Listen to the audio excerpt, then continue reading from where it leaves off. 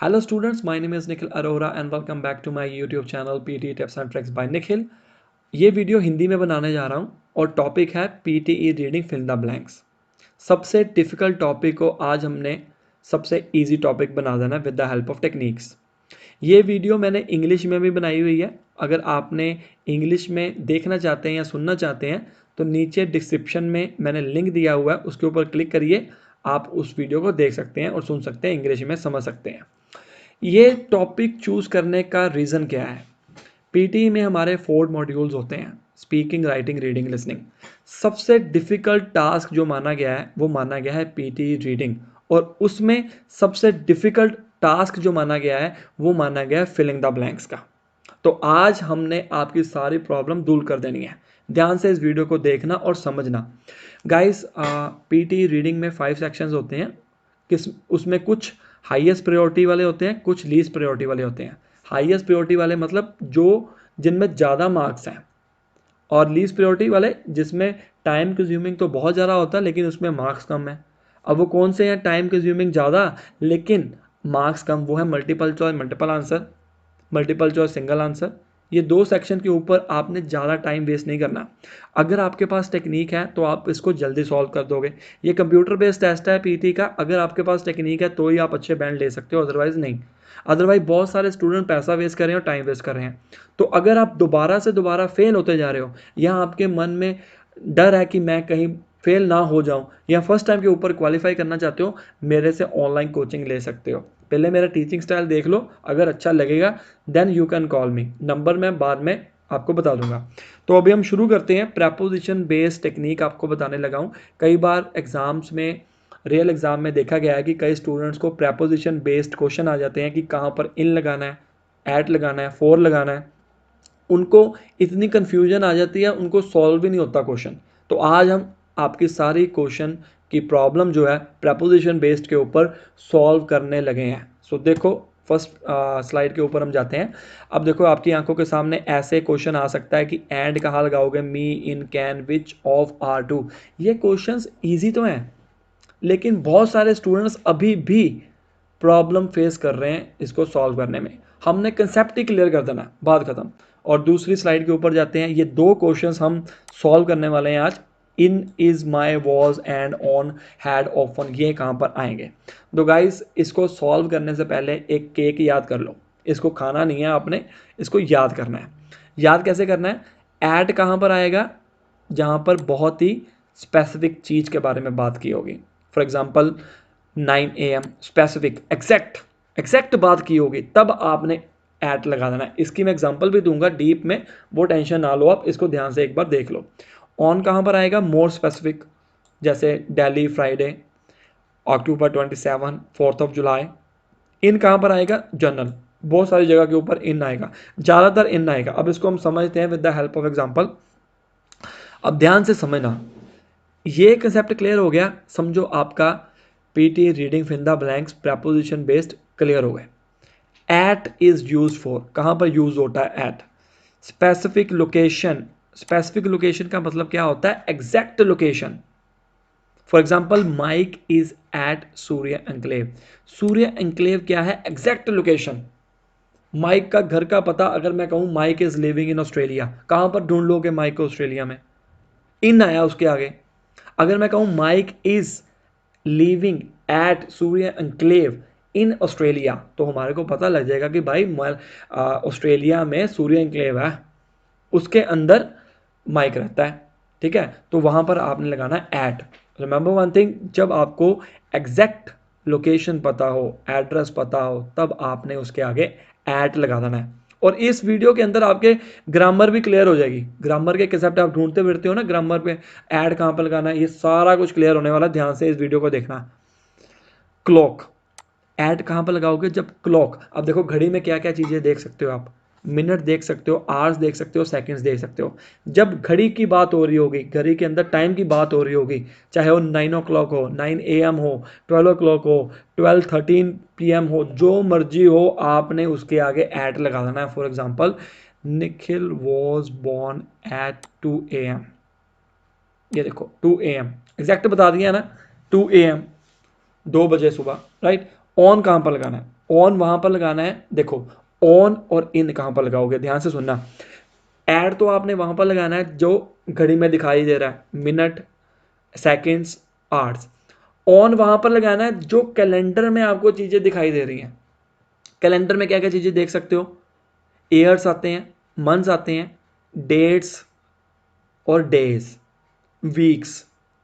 जब आपने बात करनी है डेट्स और डेज की, सामने स्क्रीन की तरफ देखो, जब आपने बात करनी है डेट्स और डेज की तब ऑन आएगा।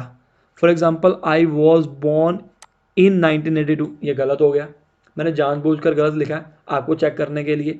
1982 ये ईयर है, मैंने कहा था कि जब ईयर आएगा, ये देखो आगे इन वाला पॉइंट पढ़ो, जब ईयर और मंथ आएंगे तब आपने इन लगाना है। तो ये एग्जांपल इसकी है और ये वाली एग्जांपल जो इसके सामने दी रखी है इसकी है। अब देखो I was born on July 4th 1952, यहां पर एग्जैक्ट बता दिया मैंने, डेट बताई है।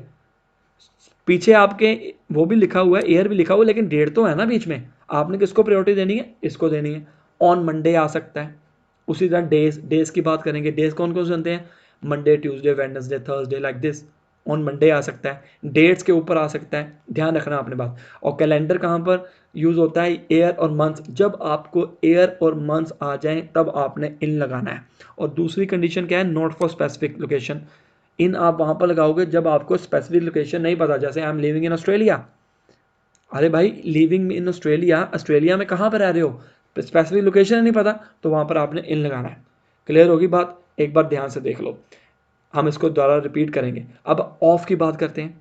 ऑफ कहाँ पर लगाओगे, ऑफ को आप दो तरीके के साथ यूज कर सकते हैं। सबसे पहले किसी अमाउंट को बताने के लिए, यहाँ पर देखिए a good number of students, number of students मतलब बहुत सारे नंबर बताए गए हैं, क्वांटिटी है, अमाउंट है, वहां पर लगाओगे ऑफ। और दूसरा है रेफरेंस के लिए, रेफरेंस, ये रेफरेंस है, this is the picture of my family, reference दे दिया। रेफरेंस कैसे दे दिया, ध्यान से सुनना। एक एग्जांपल लेते हैं, दिस इज अ पिक्चर, एक ये एग्जांपल है जो उसके बारे में बात करी है, this is a picture, simple picture, ये एक पिक्चर है। अगर मैं ऐसे कह रहा हूं this is a picture of my family, of, of का मतलब क्या है, पार्ट ऑफ। ये जो पिक्चर है वो मेरी फैमिली की है, रेफरेंस कर रही है मेरी फैमिली को, इसलिए ऑफ आएगा। जो भी कोई चीज हो, ऑफ वहां पर लगाते हैं जब किसी का पार्ट हो जाएगा, ठीक है। तो फोर कहां पर लगाते हैं, ध्यान से सुनना। फोर आप यूज करोगे तीन टाइम के ऊपर। सबसे पहले फॉर समवन, जब आप किसी की बात कर रहे हो, Nikhil is working for me, Nikhil उसके मेरे लिए काम कर रहा है, फॉर मी, रीजन के लिए, ठीक है। टाइम हो गया, टाइम के लिए भी यूज कर सकते हैं, I did the French course for few months, यहाँ पर टाइम ड्यूरेशन बता दिया। नीचे लास्ट है रीजन के लिए, let's go out for dinner, reason क्या है, डिनर। सो ये चीजें आपने याद में रखनी है, एक बार सारा कुछ देख लो। टू कहां पर यूज होता है, टू होता है डायरेक्शन के लिए, I am going to Australia, direction बता दी। और फ्रॉम कहां पर यूज होता है, जब कोई चीज आ रही है, आई एम कमिंग फ्रॉम ऑस्ट्रेलिया, मैं आ रहा हूं। हालांकि इसमें मैंने मेंशन नहीं किया हुआ फ्रॉम का, वैसे बता रहा हूं, आपके इंग्लिश के वैसे भी कंसेप्ट क्लियर हो जाएंगे। I am coming from Australia, I am coming from my home, I am going to Australia, मैं जा रहा हूँ, डायरेक्शन है एक जगह से दूसरी जगह। जब जरूरी नहीं डायरेक्शन की बात हो रही है, एक जगह से दूसरी जगह कोई चीज जा रही है, आपने टू लगा देना है। पर्पस, दूसरा है पर्पस के लिए, they came here to play, they came here to play, reason क्या है, पर्पस मतलब रीजन, रीजन है प्ले, खेलने के लिए आए थे, वो यहाँ पर खेलने के लिए आए थे। मेजरमेंट के लिए भी यूज होता है, the oil prices rose up to $40, measurement. और मंडे टू संडे के लिए, ड्यूरेशन के लिए भी होता है, पीरियड के लिए भी होता है, Monday to Sunday, January to February. ये चीज़ें बहुत कॉमन है, लेकिन इसमें हम गलतियां क्यों करते हैं फिर, क्यों कंसेप्ट नहीं है क्लियर। तो ये चीज़ों से आपकी सारी इंग्लिश क्लियर होने वाली है, एक बार दोबारा देख लीजिए। ऐड कहाँ पर यूज़ होना है, स्पेसिफिक लोकेशन के ऊपर। और Mike is at Surya enclave, Surya enclave जो है वो एक स्पेसिफिक लोकेशन है। और क्लॉक के ऊपर करेंगे, मिनट्स, आवर्स एंड सेकंड्स के ऊपर, Nikhil was born at 2 AM। On कहाँ पर यूज़ करना है, कैलेंडर के ऊपर, यहाँ पर मैंने एग्जांपल गलत लिखी हुई है और ये इसकी एग्जांपल है, ये वाली, ऑन जुलाई 4th 1952। और इन कहाँ पर यूज़ करना है, कैलेंडर के अंदर, जब आपको ईयर्स और मंथ दिए होंगे, ये इसकी एग्जांपल हो गई 1982। और इनका यूज़ आप दो तरीके के साथ कर सकते हैं। दूसरा तरीका है note for specific location, I am living in Australia, बात खत्म। क्लियर हो गया बात? तो इसको आपने ध्यान में रखना है। तो हम आगे बढ़ते हैं। आगे आपने करना क्या है, बेसिकली ध्यान से देखना। अब हम क्वेश्चन को सॉल्व करने की कोशिश करेंगे, ध्यान से देखते रहना इस वीडियो को। ओके, अब आ गया है वो टाइम जब आपको सारी टेक्निक्स के बारे में पता लगेगा। अब ध्यान से पढ़ना क्वेश्चन को। मे बी मैं इस क्वेश्चन को सॉल्व करने के लिए टाइम ज़्यादा लूँगा, लेकिन आपने पेपर में 2 मिनट के अंदर अंदर सॉल्व कर लेना है। मैं अब आपको समझा रहा हूँ इसलिए ज़्यादा टाइम ले रहा हूँ, ठीक है। The results came out from the global climate models which, अब देखिए मॉडल्स, यहाँ पर है मॉडल्स, एस लगा हुआ है। दो चीज़ें होती हैं, सिंगुलर प्लूरल। यहाँ पर प्लूरल की बात की गई है, मतलब यहाँ पर इज तो आएगा ही नहीं, ठीक है ना। अब हम चेक करते हैं, विच एट, ये भी एक तरह का प्रपोजिशन है। अब देखो एंड की अगर हम बात करते हैं, इसकी बात करें, एंड का मतलब क्या होता है, जब आप दो चीज़ों को जोड़ते हैं तब आप एंड लगाते हैं। यहाँ पर चीज़ जुड़ थोड़ा रही है, यहाँ पर जुड़ नहीं रही है, यहाँ पर क्लाइमेट मॉडल के बारे में बताया जा रहा है। विच जो है वो एक तरह का कंजंक्शन है जो एक्सप्लेन कर रहा है इसको। द रिजल्ट की बात की करें, results plural, came out from global, कहाँ से आ रहा है result, the global climate change model से। विच, अब ये ग्लोबल क्लाइमेट मॉडल्स की बात कर रहा है, और यहाँ पर क्या आएगा, विच मी थोड़ा आएगा, विच मी सुना कभी, कभी नहीं। विच इन एट, इन तो पहले से ही वो है, क्या नाम है उसका, preposition.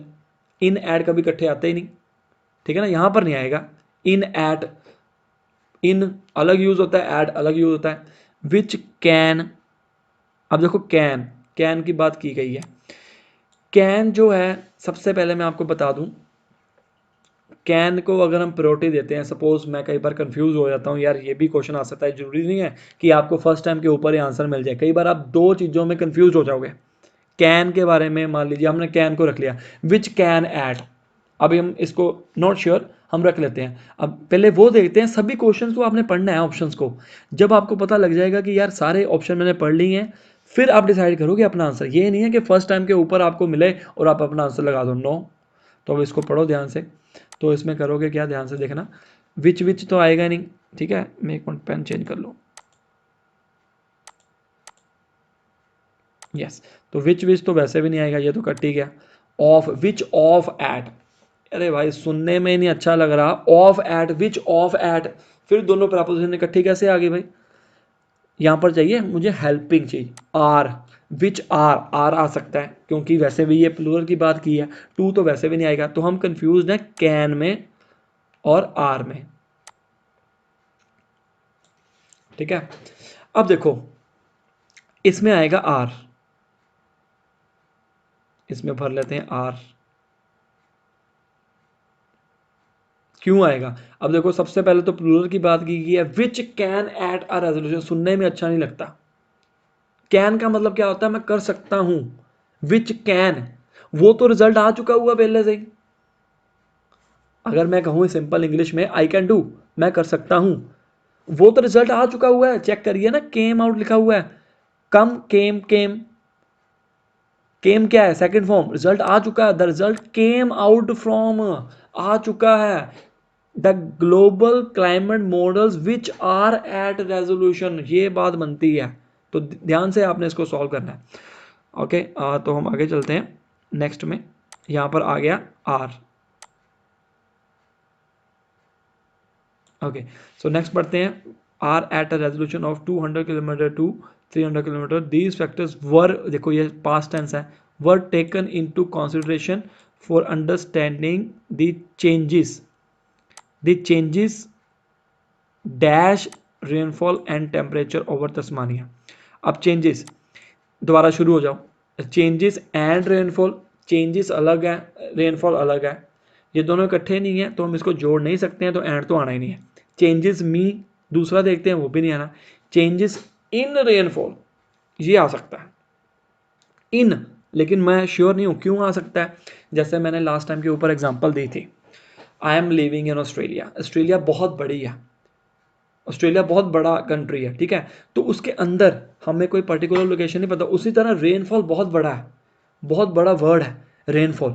Changes in rainfall, rainfall की बात की जा रही है, तो चेंजेस तो रेनफॉल में ही होते हैं ना, चेंजेस ऑन रेनफॉल थोड़ा आएगा, ऊपर चेंजेस ऑन भी नहीं आ सकता, चेंजेस टू रेनफॉल्स मतलब एक जगह से दूसरी जगह भी नहीं जा रहा है। और हम कैन देखते हैं, चेंजेस कैन रेनफॉल, अरे सुनने में अच्छा लग रहा है कैन। चेंजेस विच रेनफॉल ना, विच भी नहीं आएगा क्योंकि हमने चेंजेस की बात थोड़ा करनी है। विच क्यों यूज करते हैं, जब आपने किसी चीज को आगे लेकर जाना हो खींच के और पीछे से जो चीज आ रही है उसको एक्सप्लेन करें। तो बचा क्या, changes of rainfall. Changes of कहां पर आता है, जब किसी चीज का पार्ट हो, तो चेंजेस पार्ट थोड़ा है उसका, चेंजेस पार्ट नहीं है। तो आर तो वैसे चला गया, टू भी नहीं आएगा, तो बचा क्या, इन। यहां पर सेकंड में आएगा चेंजेस इन। ये ध्यान रख लो यार, सारी चीजें ध्यान से समझना। Okay, to solve this problem the process of down scaling is adopted in which the outcome dash a global climate model is put to another climate model that creates detail। अब देखो आउटकम अगर मान लीजिए मैं एक काम करता हूँ, ठीक है, मैं पीटी का एग्जाम देता हूँ, पीटी में अगर मैं पास हो गया, ठीक है, तो वो चीज जो रिजल्ट है कहाँ से आया है, वो पीटी का हिस्सा है। वो रिजल्ट आपने जो लिया है, आपको इंटरनेट के ऊपर मिल रहा है, वो किसका हिस्सा है, वो पीटी का हिस्सा है। तो उसी तरह यहां पर देखिए ना, down scaling to solve this problem the process of down scaling is adopted in which the outcome dash of a climate change. Outcome किसकी आउटकम है, रिजल्ट किसका है, कहां से रिजल्ट आ रहा है, ग्लोबल क्लाइमेट का रिजल्ट की बात कर रहे हैं, मतलब ये पार्ट है इसका, आउटकम ऑफ आएगा।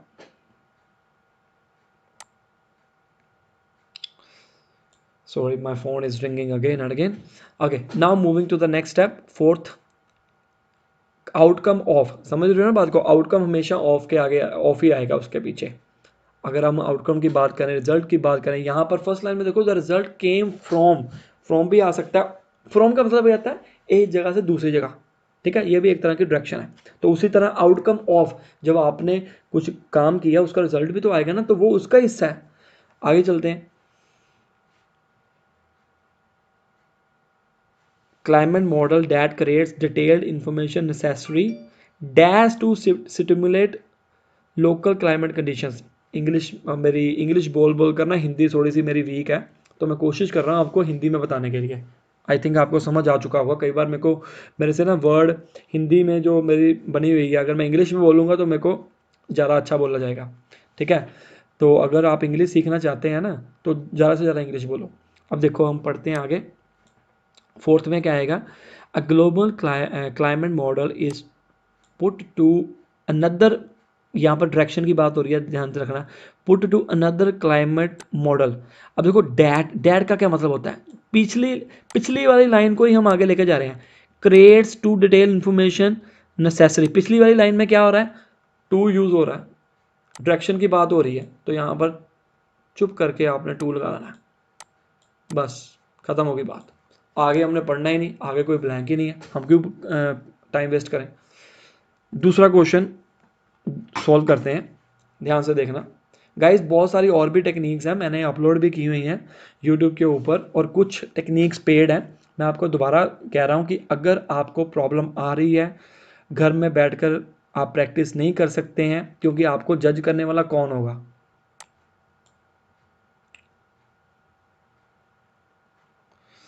चलो शुरू करते हैं। When I was a kid I dash hops. जब मैं छोटा बच्चा था, तब क्या था, आई इन, I is, I my, I was तो आना ही नहीं है क्योंकि यहाँ पर यूज हो गया, I was hopes.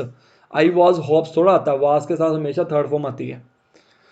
I and, I on, I had आएगा। I often, no, I had जो है ये टेंस किस में बोल रहा है, पास्ट टेंस में। आई हैड थी, मेरी होप्स थी, okay. And the dreams of becoming a doctor but my parents insisted that I have become a magician. Situation को समझने की कोशिश करो कि मैं जब मैं बच्चा था तो मेरे पास होप थी और मेरे ड्रीम थे कि मैं डॉक्टर बनूं, बट मेरे पेरेंट्स इंसिस्ट करते थे कि मैं एक म्यूजिशियन हूं, okay. My name dash is तरसियो, ये तो सिंपल है, बच्चा भी दे देगा, सेकंड क्लास का बच्चा भी इसका आंसर दे देगा, यहाँ पर इज आना है। आप किसी को इंट्रोड्यूस करते हो, अपने आपको इंट्रोड्यूस करते हो, क्या कहते हो? My name is Nikhil Arora. Is आ गया, यहाँ पर इज आएगा बिना सोचे समझे। अगर इस इसमें है, ये देखो इज यहाँ पर है, तो यहाँ पर आ जाएगा is. Okay, now moving to next. Um I M नहीं कहना इसको, I'm 26 and I specialize in illusions magic. I experienced this feeling of magic from childhood. I learned all this from my father, who is also a magician. I also want to do this for other people. I presented magic in many state level shows. I want to perform my talent dash the global scale. अगर आपने stage के ऊपर जाना है, यहाँ पर बात हो रही है कि I presented magic in many state level shows. मैंने अपने मैजिक जो है स्टेट लेवल शोज के ऊपर प्रेजेंट किए थे, ठीक है। आई वाना परफॉर्म माई टैलेंट, मैं वाना का मतलब होता है, वाना मतलब want to, I short form है, लेकिन आप राइटिंग में वाना मत लिखना, वांट टू ही लिखना। आई वाना perform my talent dash the global scale. ऊपर जो ग्लोबल स्केल है, वो कहता है कि मैं अपना टैलेंट किस ऊपर, द ग्लोबल स्केल के ऊपर करना चाहता हूँ। जब किसी के ऊपर की बात आ जाए तो वहां पर क्या लगाते हैं? ऑन। ये तो आपको पता ही है, ठीक है। ऑन वहां पर लगाते हैं जब किसी ऊपर की बात आ जाती है। एक example, please come on the stage. Stage के ऊपर आइए, ऊपर है ना, हम स्टेज के ऊपर अपना टैलेंट शो करते हैं ना, तो इसी तरह यहां पर आएगा ग्लोबल के आगे आएगा on the global scale. I feel that if it is goes well, then this can change my life. I try my best, what I practice dash my whole life, and hopefully judges will like it.